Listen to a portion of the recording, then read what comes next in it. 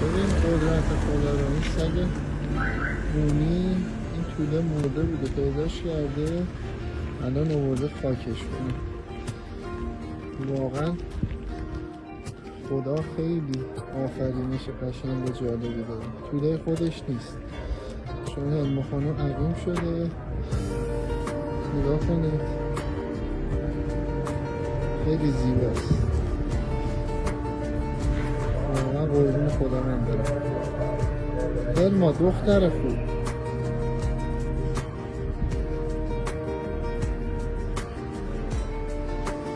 اینو ولش کرده بودن انداخته بودن گوشه خیابون. علما پیدا کرد و برد خاکش کرد. یعنی بعضی وقتا شک میکنن که اینا اشرف مخلوقات باشن تا ما آدم ها.